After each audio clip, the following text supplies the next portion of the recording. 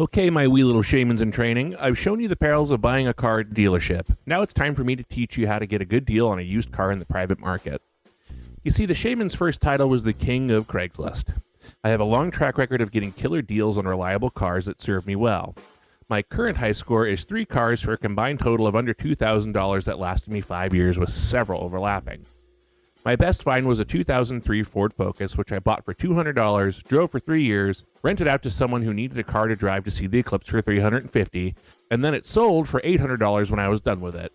I netted nearly $1,000 on a car that I drove for 3 years without putting a dime into. God, I'm proud of that. When the shaman was a young man, he was broke. Cars were a luxury, and finding a good deal on one was the key to his survival. Now I will show you everything I know about how to find a good deal on a reliable car.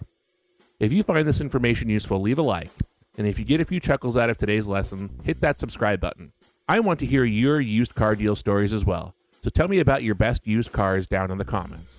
The best deal or the funniest story will get a shout out in a future video, and I will bestow upon you the gift of automotive absolution and resolve one of your prior car sins.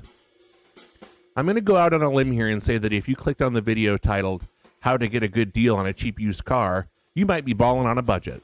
And even if you're not, I do tend to think that every family should have a lifeboat.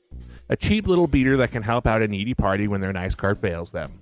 Something parked out back on a battery tender with some fuel stabilizer in the tank, just waiting for that deer strike or a blown head gasket on the main rig. At some point in your life, you'll be without a car and without the means to buy a brand new car. Or you'll do the math on a week of renting a car and reason it might be cheaper to just buy something cheap and sell it when you're done. Perhaps you have a young driver in your family, and you're not ready to finance a car that will, in all likelihood, possibly end up wrecked in a ditch. So where do we start our journey for a reliable, affordable used car from a private seller? I have long said that knowledge is best knowing where to look for the correct answer. In this case, it's going to be Craigslist and Facebook Marketplace. Get used to these two sites. For the next few days, they will be your best friends on this journey. Open your eyes in the morning and log into both. Every time you get a spare couple of seconds, check them. This will be your new favorite way to kill time at work when you're hiding in the bathroom. Unless they are my videos, you are done with YouTube and scrolling. You have a singular mission now, and it's to be the first one to see the hot deal sitting there waiting for the right person. There are 2 types of people in the sub-$2,000 car market, the quick and those still waiting for the bus. Not only do you want to be the first one in contact with the seller, but for reasons we'll get into later, you want to be the first on site to inspect the vehicle. Both of these sites are going to list a sea of vehicles to scroll through. Take advantage of the filters option. Max price $2,000 and for sale by owner only. Top tip, a lot of people choose to not list a price on their car. They don't actually want to sell it, they're just getting it in the ear from their partner about a car they don't drive but can't let go of. Set your minimum purchase price to $100 to rule out those that are pretending to sell a car. This will also weed out those that have listed their car for sale at $5,000 for $5. We're going for buy owner only because chances are good you don't want anything to do with a car that's for sale at a dealership for less than $2,000. Remember, they have a nut to make every month, and there is markup on this car. These rigs were purchased at an auction and were either prior totals or a car that was unsellable at another dealership. Either way, it's been passed over, lived a hard life, or is held together with tape and dreams. They only wanted to get it off the lot and will do what they need to make that happen. I've worked at a repair shop that had contracts with such dealers, and they have one goal with these cars when they get pushed into the bay. Get it running for as cheap as possible with the worst parts you can find, and don't tell me about anything else. They want plausible deniability when the car is back in a week. Okay, we found a good deal and made a connection with the seller. Another hot tip, call, don't text, and text, don't email. If they don't list a phone number and all you have is email, so be it, but that's the correct order of operations. Getting on the phone lets you ask a few questions and shake the rig down before you've even called an Uber to go look. Why are you selling this car? You want to hear, we bought a new car and this one is just sitting. We need to get it off the property. Or maybe grandma died and we just need to get rid of this car. Answers you don't want to hear include, it overheats, it won't start, it's been sitting in the back for 4 years and I'm tired of looking at it. Mint and ships rot in port, and the longer a car sits, the more troubles you're going to find as it comes back to life. Any recent work done? This has 1 or 2 valid answers. We did the brakes before we parked it, or it had such and such done a while ago. What you don't want to hear is a laundry list of recently replaced parts. Someone just threw $2,000 into this thing and now they want to sell it for $500? They were chasing their tails and loading the part shotgun, and now they want to unload it on the next sucker. Stay away. How long have you had the car? This provides some great information. If the person has the car for a while, they know it well and might have even taken good care of it. "I just bought it and I don't like it" is a lie. There is something wrong with this car and they are looking to cut bait. This is another red flag. The Auto Shaman likes to see a year or so of ownership minimum. I'd be suspicious of a bill of sale or a, "well, it's my brother's car and he's stationed overseas, yada yada yada." A branded title should not necessarily scare you. A car selling for this amount can total for a bumper ding. Maybe it was totaled 20 years ago and it's been running ever since. You should ask follow-up questions about the history of the total, but this may be why it's a bargain. So you like everything they said. Tell them you want to see the car and it needs to be cold when you get there. I'd be suspicious of anyone who wants to meet you in a Walmart parking lot rather than their home. You want to go to them at their house and see this thing bone cold. If you show up and the hood is warm, turn around. They didn't do what you asked, and A, we have some things we need to do with a cold engine, and B, I don't believe anything they tell me now. "Oh, I had to run to the store just before you came." Sorry, no dice. Move on. This leads me to another important point. Don't fall in love with anything. You have no particular car in mind, and being excited about an ad you saw is going to give you blind spots. Be prepared to move on. If it seems too good to be true, it probably is. Stay away from European imports and luxury brands. I bet this once valuable car is available at a cut-rate price because it needs an expensive part. Our investigation of the vehicle begins as we pull onto the block. What sort of neighborhood are we in? Do we think that people living around here have money for unexpected repairs? As we arrive at the destination, if the car is parked out front and there are 6 others on blocks, keep driving. The screen door hanging off the house and a broken window is a good indication of the condition of the car. Shoot them a text with the famous "something suddenly came up" and pull over somewhere to start the search again. Ideally, you want a nice neighborhood and an elderly couple or a young family selling this car. They don't drive much anymore now they're retired, or they bought a van for baby and this one's too small for them now. Either of those situations, home run. We like the house, the hood is cold to the touch, and the person at the door doesn't look like one of Uncle Fester's creations. Let's dig into inspecting this thing. I'm a former automotive technician. I'll put $10 on you not being one if you're here today listening to this episode. If you can afford it, drive this thing to a mechanic and spend $150 for them to look it over. Think of this a little like dog checking baggage at an airport for drugs. A mechanic has a much better nose than yours. Trust the professional if you can swing it. You can't? Well, lucky you. Welcome to Car Inspection Boot Camp. I look at every car the same way every time, and you should too. A quick 360 walk around of the exterior to start. Dents, a little surface rust, scratches, no biggie. If anything, that's why this car is a deal. We're here looking at a $2,000 on Craigslist, not the Barrett Jackson auction. Open the driver's side door and take a quick appraisal of the interior. Does it smell like mold? If so, we're done. Is there any condensation on the inside glass? Thank you for your time. You don't want a car that leaks water into the interior. It can be really hard to find the source of the leak and you are just begging for electrical demons. Try and look through the dirt. The carpet will probably be a hot mess and the seats stained. That's what seat covers and floor mats are for. They are cheap and plentiful. Surface dirt might be another good indication of why this car is a bargain. Try not to focus on cosmetic things even though I know they will catch your eye. We are looking for functional issues and costly repairs. You will be amazed what an afternoon of hard scrubbing will do to the interior. Now, pop the trunk and the hood. You don't have to be a technician to see when something looks wrong. Failed things tend to jump out at you. Wires cut into and hanging everywhere, parts missing bolts with obvious holes, and lots of shiny new parts are not a good sign. Another bad sign is a squeaky clean engine bay. You ever wash your engine bay? Me neither. And on this car, what are we hiding? An oil leak, likely. Things should be dry looking. Oil everywhere or coolant everywhere is a bad sign for you. A good amount of dust and everything appearing intact is a good first sign. I start at the front of the engine bay. Shine a flashlight down the radiator and look for wet spots. Give the fan a gentle shake and a spin. Feel the hoses. They should be firm, but give a little when squeezed and not make any sort of cracking sounds. They should have no visible cracks.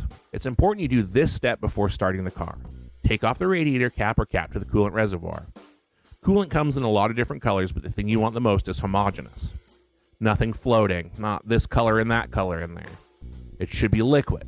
If it looks like pudding, you can go home now. Give the belts a good look over. They should fill the area of the pulley and not have any hairy bits coming off of them. Go clockwise around the engine with your flashlight. You are just looking for obvious leaks. Again, anything broken is going to stand out to you. How does the battery look? Any blue stuff growing off of it? Should just be a dirty battery with secure cables. Now, I would be forgiving of a new battery. They might have put one in because the car has been sitting, but it's worth asking about. Pull the oil dipstick. It should be in the check range. Again, dirty doesn't scare us. We want homogeneous. Golden on black? Are they adding oil? Tan pudding? Coolant is in the oil and you're done. Get on the ground and look under the engine. Don't dress for church because you'll be crawling around. Shine that flashlight and look for leaks. Leaks stand out, I promise you. Look at the ground under the car. Any puddles? Time to start the engine. Before we actually crank it over, we want to turn the key to the run position and make sure all the warning lights come on and then go out. Some unscrupulous types have been known to unplug the check engine light in the dash, so we need to make sure it works. Crank it over. We are looking for a good strong crank and a fuel-injected engine to start in less than 3 rotations of the engine. Bop, bop, bop, fire! If the cranking sounds inconsistent at all, that's a sound of bad compression in the cylinder and it's time to move on. As soon as the car is running, we are listening for any ticking or knocking. A little tiny bit of ticking at the start is okay-ish. It should nearly instantly clean up. If the owner has time to say, "Oh, that goes away when it warms up," before the noise stops, you should say, "Thank you for your time." Keep your eyes in the rearview mirror as you are cranking. A big puff of blue smoke right when it starts is another bad sign. Leave this thing to run. We want it to get hot now. It passes the cold start test, so let's see how she idles and holds temp. Go around the back and look at the smoke coming from the exhaust. It should be pale gray. Shock white and blue are very bad signs, and you can walk away again. While we are back here, let's open up the trunk and investigate with a little automotive archaeology. Big loads of old parts? Not great. A bottle of coolant and oil and trans fluid begs questions. If we saw leaks earlier, you gotta wonder how bad they are if they feel the need to lug these around. Get a good whiff again. Any mold? Lift up the carpet. It's so easy to pull a new bumper from the junkyard and bolt it on to hide a rear body panel that looks like a crushed pop can. Sometimes we find big puddles of water here, too. Not good. Head back to the driver's seat. Turn the steering wheel back and forth a few times. Did the power steering pump make any noise? Did it feel nice and sturdy? Push every button in this thing. Check the windows. Check the interior lights. Tune the radio. Turn on the AC and the heat. Do they blow cold or hot? Failed heat and AC can be very expensive and would probably make this car not worth buying. Give the engine a few quick revs. Make sure it doesn't bog down and the throttle is responsive. Step on the brakes a few times. Does the pedal go straight to the floor? It should be firm and firm only. Check the dash for warning lights. This thing should be getting pretty close to operating temperature now. Take a good look at the selling party.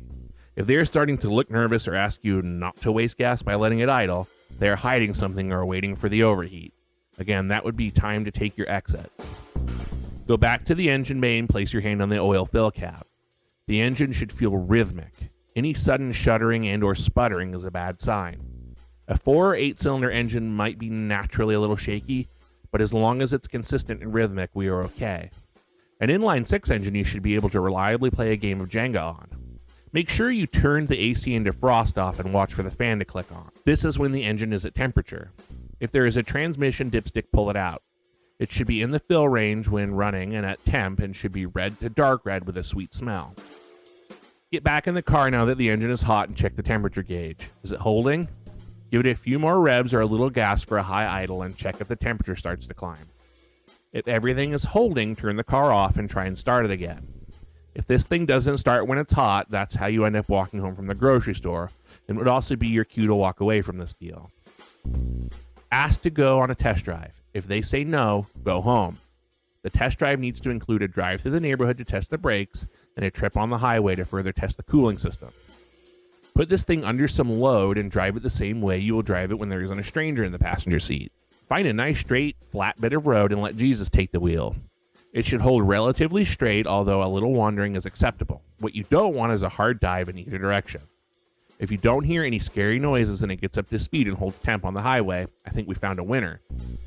You didn't get here without passing the other test, so this was its final exam. Start talking numbers on the ride back to their house, sign the paperwork, and fork over some cash. Congrats. I'm proud of you, and this new car is sweet. A brief note on negotiation. If this is a $500 car, just pay the $500. If we're in the $1,000 range, try for $800, but be happy with $1,000. $1,500 to $2,000 is open season. Ask for anything up to $500 off.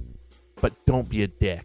If they posted it for $2,000 and you came with the intent to buy, bring $2,000. Don't have it in your pocket to count off like a drug dealer. Go back to your ride and return with the agreed amount.